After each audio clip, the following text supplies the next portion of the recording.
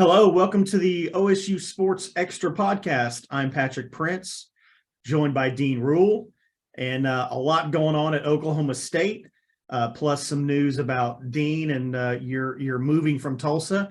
We're going to get into a lot of things after a quick break. All right, Dean, so let's remind people that we've had some beat changes, and we've mentioned this on other podcasts, but just to make sure everybody's up to speed here.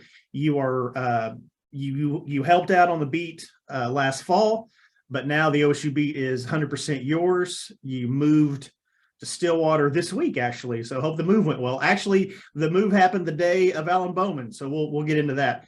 But Kelly Hines, who you assisted with last fall, is back on the TU beat. That's familiar territory for her. She covered the Hurricane for 8 years. OSU is familiar territory for you.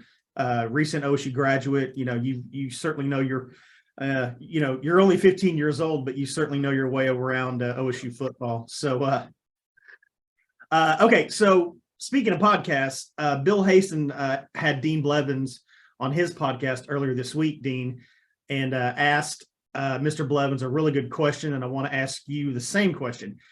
Is what's going on at OSU, would you consider it more of like a rough patch for OSU that they'll kind of eventually get through, or are they in like full-on crisis mode? I think it's hard to look at somebody like Mike Gundy, who's been doing this for 18 years, and say, this is full-blown crisis. He's not going to be able to come back from it.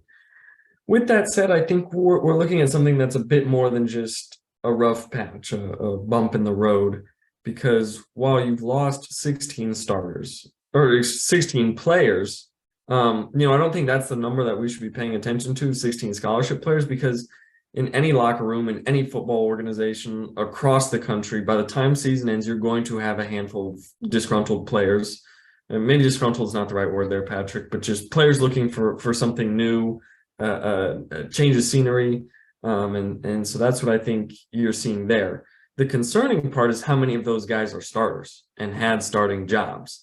That to me is where I say it's not just regular what regular roster turnover is going to look like in the transfer portal, the NIL era, because while those numbers are probably pretty similar to what other schools are going through, and we've written about that, the quality of player that teams are losing is not equal to what OSU is. They've had guys who have been established, who have had several years or at least a year starting, who are saying, I'm going to go see what else is out there. And to me, that's where the concern should start. And so that's why I say this is not just some rough patch for them, but I wouldn't put it in that full-blown crisis just yet, because I think OSU is being proactive in the portal just as much as they are losing players. I think they put together a solid, maybe solid is being a little generous, but they have some guys in this upcoming recruiting class too that I think could really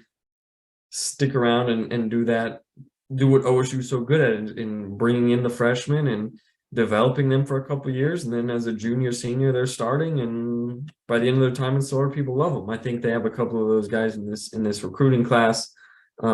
Despite the rankings of it being so low. So I don't say full-blown crisis. I don't say rough patch. I say we're somewhere in the middle at the current moment.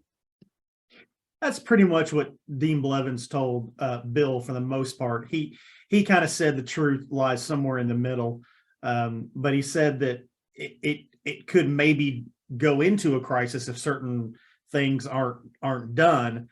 But he sort of echoed what you just said, and that's kind of life, right? Usually the truth is somewhere in the middle of two extremes. So it's okay. You mentioned 16 players.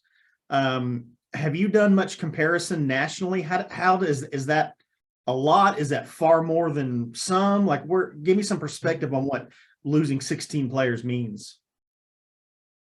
So yeah, if we look at this nationally, you're probably higher up than you'd want to be in this category. I think they were sitting around top 10-ish in Division I football. I haven't looked at that number in a couple of days, and so it's probably fluctuating. And now that football's finally over, you're seeing some people. I mean, think about this, Patrick. There have been multiple people leave TCU. who just played for a national championship, you know? I think sometimes it's easy to look at the transfer portal and people leaving and say something is wrong with that program. Something is terribly wrong.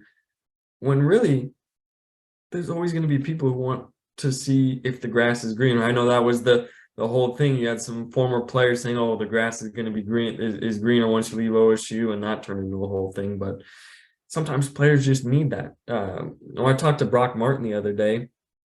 You know, he said some people need to get closer to family. Some people need to get further away from family. Some people have put in their time and it's just not worked out, and they want to go just get a change in scenery. You know, well, I guess it's for some of these kids, they'll 5 years of eligibility, but that's a very short amount of time, Patrick, especially when you have everybody wanting to go up to the NFL. 5 years to prove yourself is not a lot of time. And so people are going to try to make the most of that time. And if they feel like they can't do it at school, they now have the opportunity to go somewhere else and do it. And so, hey, I think this NIL and transfer portal, it's going to be peaks and valleys. And I think right now OSU's in a valley, and who knows, next year they could be peaking with it. Well, only time will tell there. So 16, to answer your question, yes, 16 is higher than you would want to be. It is probably still a top 10 number.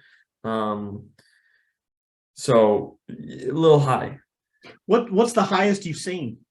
So when I looked a couple of days ago, it was Texas A&M with 27. Oh gosh.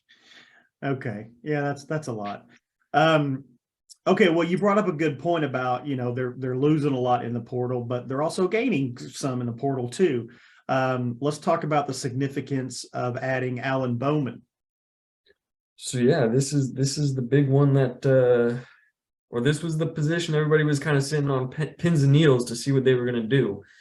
And so yeah, this situation was crazy for me because so the news broke Monday at 4. I was moving at that time, and the night before, Patrick, I'd written up a story of so the whole target all offseason long was Brennan Armstrong.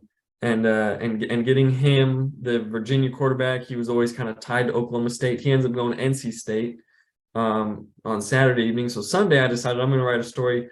Who are, you know, the top 5 targets left in the portal at quarterback that OSU could get? So I typed that all up, and then Alan Bowman happens, and now we have this whole story about him. And so it fit. He's such an interesting prospect, I think, right now, just because he starts at Texas Tech and he has a great first year under Cliff Kingsbury, and then Matt Wells comes in and he dealt with some injuries there, Patrick. I'm not going to say he's an Iron Man here and he's played all these games. He's shown promise when he's played. He's also been injured each of those 3 seasons in Lubbock. And then he makes the transfer to Michigan, and Michigan's got a quarterback battle, and he kind of ends up on the 3rd string in that 3rd string spot for 2 years, and throws about 5 or 6 passes for 70 yards. So got this guy who proved his talent really young, and then he kind of just sits in the background for 2 years, and now he's going to step into a situation where he is going to be, unless something crazy happens, the day 1 starter. Because he's the only experienced guy that they're going to have in that quarterback room, because he's now been around for 5 seasons. So I assume he has 1 year of eligibility left. But with all those injuries, I don't know if he's got medical red shirts. I'm still trying to figure all that out. He at least has 1 year left. And so he's going to, I think, provide a very important role for OSU this year in being a bridge for these younger quarterbacks, Garrett Rangel, Zane Flores, Gunnar Gundy even, to let them have 1 more year to develop, and then I think it's going to be you hand the keys over to one of them the following year. So you brought up Garrett Rangel, and when Kelly Hines and I were doing this podcast this season, granted he's young, got a lot of growing to do, and he was kind of offensive line had some issues. So all that being said, do you like the promise of a Garrett Rangel? Like where are you on him? I think you always have to have promise when you've got somebody like Garrett Rangel who's got the size and he's shown the arm. If we go back, so with, let's not not to mince words here, Patrick, but he did not have a great game against Wisconsin. He did not look the part in the bowl game for OSU. But he still had, he looked decent against West Virginia when they played. Some people might not like that I said that. Some people might have hated that performance. They had a chance to win that there at the end with a true freshman quarterback against Kansas. He made some throws. He made some very rookie mistakes against Kansas. And I think when you put a quarterback like that, you put their feet to the fire, it's not going to be a finished product. Even if he starts next year, even if they didn't go out and get Alan Bowman and they said, all right, Garrett, as a true sophomore, you're starting, there's still going to be those mistakes. I always look back at, people killed Spencer Sanders his first couple of years for all the mistakes he made. And by the time he became a finished product and he looked great and he hit the transfer portal, people were upset. People were missing him. They knew how important he was. And so I think, especially at the quarterback position, I think just in football, it's true for football in general, but I think especially at the quarterback position, patience is everything. And so I think if you're patient, and I think this move, bringing in Alan Bowman, is somewhat of a sign of being patient with Garrett Rangel and Zane Flores. The problem is now, Patrick, you would hope that none of these guys decide next year, well, I'm going to go test out the portal now. That's now the fight that is college football. So all in all, I think it's a smart move for OSU. It's probably not the guy they had number one on the big board, but I think it fits for what they want to do. And hey, he's proven he can be good. And now here's another chance for him. That's a good point. Alan Bowman buys you the patience. You'd think it buys you the patience for those other guys that you're talking about. That's a good point. Okay, you brought up Spencer Sanders. Let's get into that a little bit. I don't know if it started on Twitter. I mean, everything starts on Twitter, right? Like all the crazy rumors that tends Twitter and message boards. There's rumors out there that he wanted to come back. Gundy said no. What I know you asked around about that. Where's reality here? And at the current moment, Twitter is probably not the place you want to be when it comes to figuring out what's going on in the OSU program, because it tends to just create more problems than solve some. It's easy to create a rumor; it's hard to dispel it. But as far as let me interrupt, Dean. But to be fair, Spencer has been tweeting on his own in sort of some cryptic tweets. So while we talk about rumors and all that, he's sort of adding to it a little bit, isn't he? Yes, he is. All right. Okay. Sorry to interrupt. So yeah, when we talk about Twitter nonsense and all that, sometimes the players kind of have their role in it as well. So sorry to interrupt. Take it over. No, I think just in this age, you hear some things and it's hard to figure out what all is true. I think the fact that Spencer Sanders has not signed anywhere could play into that rumor. There's of course that, but as for him actually wanting to have come back, I haven't heard anything. Nobody's really told me anything there. But that's just one of many rumors I think that me and you have seen over the past week or two, Patrick, that just kind of make you either shake your head or say, well, if that's true, then there's always that, and there's always all that going on. But I think it just, Brock Martin always told me something interesting, and he said, when you play into these rumors and you have these rumors and you have all these people wanting to be insiders and know what's going on, Brock told me, he's like, people fail to realize how that makes the fan base look online. He said it can put people in tough situations. And, he said, if you're a recruit and you're seeing all that, what would you think in that situation? When you see this fan base going crazy, attacking one another, it's such an interesting thing, Patrick, because 10 years ago, none of this happened really. You didn't have a Twitter forum to be having all this discourse on. Yeah. All right, Dean, let's take a quick break and let's talk a little women's basketball. All right, so pretty significant win last night for I say last night, you and I are taping this on a Thursday morning. Pretty good win for Coach Hoyt and company last night over number 18 Baylor at Baylor, nonetheless. What's going on with the Cowgirl basketball team? Yeah, it's such an interesting thing what Hoyt's been able to do, because as we just spent about 15 minutes talking about OSU losing in the transfer portal, this Cowgirls team is built through the portal. 11 players came through the portal last season. They've got some girls who can really shoot the ball. They got a Lior Garzon. I mean, I think seeing her play, I've been out to a couple of those games, Patrick. She really is a great offensive player. I think Hoyt's kind of just revitalized, just giving a little facelift to the program, and it shows when you can go in and beat somebody like Baylor. And speaking of Baylor, Patrick, they just picked up a mid-year transfer. Her eligibility is still to be determined, but she's a 6'5" center, 6'7" center from Baylor, who also went to LSU. And so that's something I think OSU's always needed, is that 5 spot down low to protect the paint. And now that they've got that all on paper, I mean, I think this is a tournament team, Patrick. I really do. Good deal. When I was in school at OSU, the first thing I ever covered was women's basketball. Didn't have a clue what I was doing, learned on the fly. So, and then when I worked at the News Press, I covered them again. So I've always got a little soft spot for Oklahoma State women's basketball, and kind of always like to see them doing well. So it's good to see what they're 12-4 now, unranked, but 12-4. So it's good to see them doing well.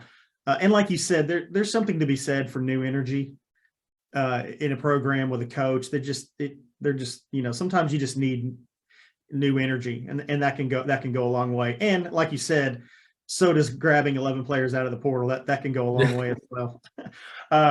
Hey, one thing I wanted to point out, we were talking about Brock Martin earlier. You had a good interview with Brock, and you guys sort of got into the OSU culture, and is there a culture problem at OSU? And of course, Brock is kind of uniquely qualified to comment on that with what he's meant to the program and how long he's been around. So I encourage anybody to go check out that story. It's online. If you hadn't seen it, it was real nice of Brock to kind of offer some perspective, because sometimes players don't often want to do that. They don't really want to talk about important stuff, if you will. So appreciate him talking with you, and it was a good story, and a story that if you're an OSU follower, you need to check out. So Dean, you've been in Stillwater. Now, granted, you lived there as a student for a couple of years, but now now that you're adulting, as the kids say, you're back in Stillwater. You've been there since Monday. Kind of give me something on that. Sometimes we've had beat writers in the past, not many, but a couple who've been based in Stillwater. Eli Letterman was for a year. Now he's in Norman. Now you're back in Stillwater. Just kind of want you to tell people kind of what that brings to our coverage as you look to kind of re-engage with the OSU beat. Yeah, I think it's just vital, where whatever you're covering, you want to be in the backyard of it 24/7, because I mean, let's be real. News is going to break, Patrick. Big news is going to break. It's inevitable that news like that is just going to come, and to be 5 steps away from it, or rather than, or they put the drive from Stillwater to Tulsa at about an hour 15 these days. Yeah. To go from hour 15 to 5 minutes, that's crucial in moments like that. And hey, it's a lot easier to get out there and get content and get coverage for people who rely on us for that. It's easier to get out there every day and just go on over to OSU and see what's going on, and have that ability. And it's a unique ability, I think, that gives you the ability to do some great stuff. And so that's what I love about being able to be in the backyard rather than being an hour away. And I hope it reflects in our coverage. Yeah, and especially this time of year, right, Dean? I mean, football is the monster that it is in the fall, and it's very regimented, and it just you have the immediate availabilities when you have them, and there's not much else. That's just kind of what it is for everybody. But this time of year, with men's basketball, women's basketball, wrestling, softball be starting up soon enough. I would imagine being in Stillwater lets you multitask a lot easier than being in Tulsa. Yeah, no, I agree 100%. Yeah, yeah. Is it is it different being a graduate working as a professional living in Stillwater as opposed to when you were a student there? Like, you're still a young guy. Like, what, you know what I mean? Like, what's it like to be being a professional in your college town? Oh, it's an interesting feeling. Not to say that there's not stuff you enjoy as a college student that you can still enjoy as a professional. But no, there's definitely a different feel. But I think that might just be being a professional all of a sudden, still a new feeling to me, and getting used to that, and not going to class anymore. These are all things that I'm not used to. And so I think that plays into just the new feel of things, because when I think of Stillwater, Oklahoma, I think of, so where do I need to be at 9 a.m.? What class am I taking? Do we have a test today? That's what I think of when I'm sitting at home in Stillwater, Oklahoma, compared to Tulsa, Oklahoma. Yeah, I went to work back, 100 years ago for about a year and a half at Enid. It was my first job. Really enjoyed it. Not a bad place, Enid, and pretty good paper. At the time, I haven't seen it in 10 years, but then I moved back to work in Stillwater and was a little bit older than you, but still in my 20s. And it was a completely different feeling, just in your own mind, being a professional in your college town versus, at least for me. So anyway, well, I know we're all excited that you're in Stillwater for all the reasons that you said. So we're filming this on a Thursday. What else you got coming on the weekend? What stories you got coming up that people can look forward to? Well, I've got one, Patrick. I don't know if I can show my hand on this one, but Sunday, pick up the Sunday paper. If you want to read a good, solid OSU story, pick up that Sunday paper. We're gonna have something I don't think anybody else is gonna have, Patrick. So I implore everybody to go out there, or be checking the interwebs around Saturday afternoon when we have that up online, and then Sunday in print. So I'll say that, and then we've got some hoops. We've got 2 good hoop games coming up on Saturday, Patrick. We got the men's basketball is playing Baylor in Waco, and then the women are playing TCU at home. So we're gonna have 2 solid games there, and wrestling is up in New York City this weekend. So there's all kinds of stuff going on, Patrick. Good deal. The news never ends. That's right. All right. Well, Dean, appreciate the knowledge as always. You can check us out for free on Google, Apple, or Spotify. We also have some other really good podcasts you can check out. I mentioned Bill Hasen's podcast earlier. He spoke to Dean Blevins this week. That was really good. Dean's been around. Dean's sharp. It was really good to listen to him and Bill kind of talk. And they're friends too, so it's kind of fun to see them going back and forth. And Bill also had a recent interview with Kevin Wilson, the new TU coach. If you're interested in that, Kelly Hines and I are talking TU, and of course Eli Letterman and Eric Bailey have the OU podcast, and I believe they're recording this afternoon. So if you're into the Sooners, check them out. Dean, appreciate all the knowledge. We'll talk next week. Of course.